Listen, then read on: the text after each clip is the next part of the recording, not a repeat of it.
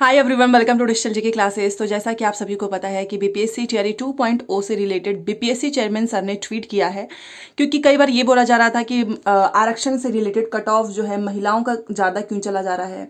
इसके पहले भी बहुत सारी चीज़ें हुई हैं कि केवल बिहार की ही महिला को अभ्यर्थियों के द्वारा कहा गया कि केवल बिहार की जो महिलाएं हैं उनको ही आरक्षण का लाभ मिलना चाहिए। क्यों यूआर फीमेल पे अदर स्टेट की भी महिलाएं आ रही हैं, इनको इस पे नहीं आना चाहिए। ठीक है, वो 35% जो भी रिजर्वेशन की बात चल रही थी वो तो था ही। तो कहीं ना कहीं महिलाओं का कट ऑफ पुरुषों से बढ़ा है। तो इस पे बीपीएससी चेयरमैन सर के द्वारा जो नोटिस आई वो मैं आपको दिखाना चाहूंगी। साथ में आपको पता है कि अभी भी जो है नियुक्ति जो पत्र है बहुत सारे अभ्यर्थियों ने लिया नहीं, लास्ट डेट बताया गया। कुछ लोगों को नौकरी मिल गई, अब वो रिजाइन दे रहे हैं। तो इस तरीके से रिक्तियों की संख्या भी बढ़ रही है। तो कहीं ना कहीं जो बिहार में शिक्षक बनना चाहते हैं उनके लिए तो ये अच्छी ही बात होगी कि अगर कोई स्टूडेंट्स जो टीचर बन चुके हैं वो दूसरी जगह जा रहे हैं या फिर रिजाइन दे रहे हैं तो पोस्ट खाली होंगे। इससे क्या होगा, रिक्तियों की संख्या बढ़ेगी तो भर्ती भी आपको ज़्यादा देखने को मिल सकती है। बाकी मैं आपको जो भी चीज़ें होती है वो बता देती हूँ। तो चैनल को सब्सक्राइब करके प्लीज़ वीडियो को लाइक कर दीजिएगा।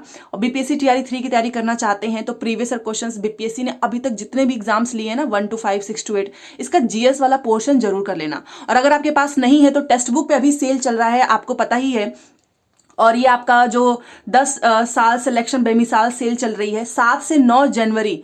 यहाँ पर आप देख सकते हैं कि 7 से 9 जनवरी के बीच में से ही आपको जो है ये ऑफर मिलेगा। सारी डिटेल आपको मैं डिस्क्रिप्शन बॉक्स में मिल जाएगी, वहां से आप ले सकते हो। यहाँ पर आप देख ही सकते हो, मुझे नंबर बताने की भी जरूरत नहीं है कि यहाँ से कितने ज्यादा लोगों का सिलेक्शन होता है। आप सोचो इतने यूजर्स टेक्स्ट बुक को यूज कर रहे हैं और ये 6 months text book pass pro का जो है ऑफर चल रहा है। और आपको पता है कि पास प्रो अपने आप में एक बेस्ट ऑप्शन है, क्योंकि पास प्रो पे आपको प्रीवियस क्वेश्चंस, आपको मॉक टेस्ट, आप प्रीवाईक्यू को डाउनलोड कर सकते हो, अनलिमिटेड टाइम दे सकते हो। 359 में है, बट इसके लिए आपको जीकेसी कोड यूज करना है। जीकेसी कोड यूज करेंगे तो आपको इस पे जो है डिस्काउंट पड़ेगा 10%। तो जीकेसी कोड यूज कर लेना, तब जाके आपको टेक्स्ट बुक पास प्रो का फायदा मिलेगा। याद रखना 7 से 9 जनवरी के बीच में ही आपको ये ऑफर जो है मिल सकता है। तो चलिए अब मैं जो इन्फॉर्मेशन है वो आपको बताना चाहूंगी। ये देखिए, बीपीएससी चेयरमैन सर ने ये ट्वीट किया और उसमें इन्होंने बताया है जो हॉरिजेंटल जो रिजर्वेशन है, ठीक है, इन्होंने बताया कि देखो जो हॉरिजेंटल रिजर्वेशन है ना वो प्रोवाइड करता है a minimum guarantee. This gets fulfilled even if I guaranteed number of candidates get selected without availing it, since marks obtain by last candidate under guarantee becomes cut off, that's why cut off for female can be same और higher than male. तो इन्होंने horizontal reservation के बारे में सारी चीजें बताई कि ये रीजन है और इस वजह से कभी कभी महिलाओं का कट ऑफ ज्यादा भी चला जाता है, मेल से कभी सेम भी रहता है, और एक मिनिमम गारंटी प्रोवाइड कराता है। अगर आप इसको हिंदी में ही जानना चाहते हैं तो वो भी मैं आपको बता दूंगी। ये देखिए, इन्होंने जो डिटेल लिखी कि 36 मतलब हॉरिजेंटल 36 आरक्षण से पुरुषों से भी ऊपर चला जा रहा है यूआर महिलाओं का कट ऑफ, ये अतुल प्रसाद जी ने बताया है। और कहीं ना कहीं इसमें भी बाहर की महिलाओं का भी सिलेक्शन ज्यादा हो रहा है, क्योंकि उनको इसमें आपको पता ही है कि महिलाएं जो है यूआर फीमेल में जाती हैं। बीपीएससी अतुल प्रसाद जी ने ट्वीट किया रविवार को और उस पर उन्होंने बताया कि जो 36 आरक्षण है इसके द्वारा सीटों को भरने के क्रम में कई बार महिलाओं के लिए आरक्षित कोटे का जो कट ऑफ है बहुत नीचे या फिर ऊपर करना पड़ता है। ठीक है, इसी के कारण कई बार किसी श्रेणी के पुरुषों की तुलना में उस श्रेणी की महिलाओं का कट ऑफ ऊपर भी चला जाता है भरने के लिए। विदित हो कि 36 आरक्षण का अर्थ किसी श्रेणी विशेष के भीतर आरक्षण देना है। महिलाओं और दिव्यांगों को इसी तरह का मतलब ये आरक्षण दिया जाता है। बीपीएससी के अध्यक्ष ने बताया कि श्रेणी के आरक्षण में तयशुदा संख्या में सीटों को आरक्षित करने की गारंटी निहित रहती है, लिहाजा उस तयशुदा संख्या तक पहुंचने के क्रम में कई बार हमको काफी बदलाव करने पड़ते हैं कट ऑफ में। एग्जाम्पल्स, यदि अनारक्षित श्रेणी की 100 सीटें हैं और महिला आरक्षण 33% है तो रिजल्ट बनाते समय पहली बाध्यता 33 महिलाओं को लेने की होती है। यदि किसी एक समान कट ऑफ मार्क्स पर 70 पुरुष और 30 महिलाएं आती हैं तो महिलाओं की संख्या 3 और बढ़ाने के लिए उसके कट ऑफ में कमी करते हैं। इसके साथ ही नीचे से जो 3 पुरुष हैं उनके भी जो है नाम भी रिजल्ट से हटाते हैं ताकि कुल संख्या 100 बनी रहे। ऐसे में पुरुषों का कट ऑफ बढ़ता है और महिलाओं का कट ऑफ से उसका अंतर और भी बढ़ जाता है।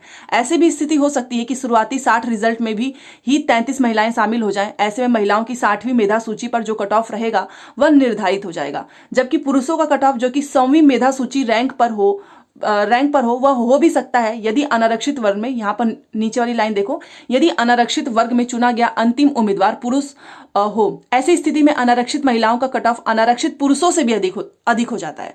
तो आपको पता है कि जब से रिजल्ट आया था तो इसमें बहुत सारे लोग मतलब मैसेज कमेंट कर रहे थे, इन्होंने मेल भी किया होगा कि कैसे कहीं पर महिलाओं का जो कट ऑफ है बहुत ज़्यादा चला जा रहा है, तो इसीलिए इन्होंने पूरा इन्फॉर्मेशन ही दे दिया कि जो भी चीज़ें हैं मैंने आपको बता दिया है कि कई बार हमको 100 सीटों में देखना पड़ता है कि 33 महिलाओं को लेना है और पुरुष को भी उसमें से हटाना पड़ता है ताकि 33 महिलाएं हो जाएं।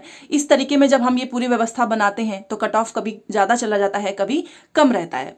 तो ये हो गई इनकी कट ऑफ से रिलेटेड जो डिटेल इन्होंने दी है। आपको पता है कि अभी जो बीपीएससी में है, मैं आपको ये बताना चाहूंगी ताकि आप पहले से अवेयर रहें, कोचिंग संस्थानों में पढ़ाने वाले सरकारी शिक्षक होंगे बर्खास्त। गलत सूचना देने पर संबंधित प्रधानाध्यापकों पर भी कार्रवाई। सरकारी शिक्षकों को चिन्हित करके उनके बारे में ब्यौरा मांगा गया है। मतलब कि आप गवर्नमेंट टीचर बन गए हो तो आप कहीं पढ़ा नहीं सकते हो कोचिंग में। तो राज्य में कोचिंग संस्थानों में पढ़ाने से सरकारी शिक्षक बाज नहीं आए तो वो नौकरी से हटाए जा सकते हैं। ऐसे शिक्षकों पर राज्य सरकार शिकंजा कसने जा रही है। कोचिंग में पढ़ाने वाले शिक्षकों के बारे में गलत सूचना वाले जो प्रिंसिपल्स होंगे ना, उन पे भी कार्रवाई होगी। जो के पाठक है उन्होंने निर्देश दिया है कि कोचिंग में पढ़ाने वाले सरकारी शिक्षक को चिन्हित करो, सारी डिटेल्स मांगो, 10 जनवरी तक सारी इन्फॉर्मेशन इनको चाहिए।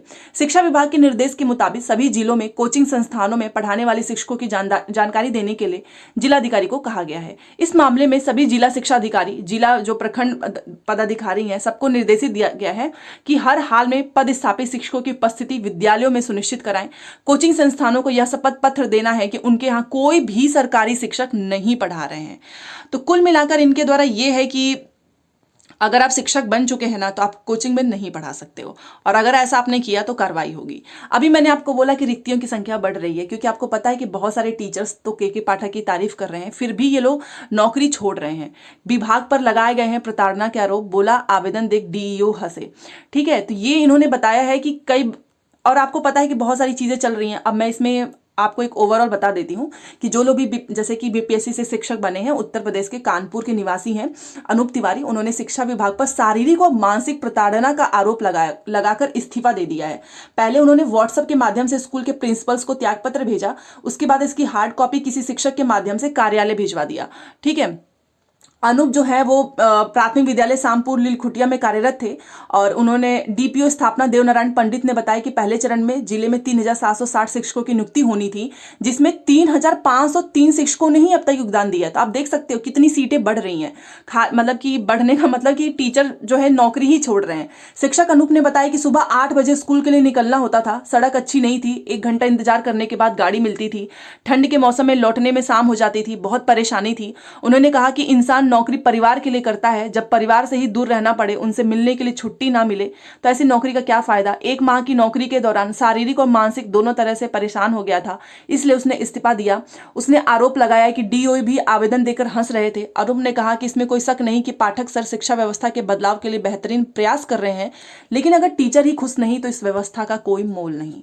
तो आप देख सकते हो कि जहां पर कुछ लोग नौकरी पाने के लिए चाहते हैं कि सप्लीमेंट्री रिजल्ट आ जाए, बार बार कहीं भी फेंक दो हमें, हम नौकरी कर लेंगे, वहीं पर कुछ लोग तो योगदान ही नहीं दिए। आप सोचो उसमें से 3700 में से केवल 35 लोगों ने ही योगदान दिया है 7th फेज में, नौकरी छोड़ रहे हैं क्योंकि उनको छुट्टी नहीं मिल रही है।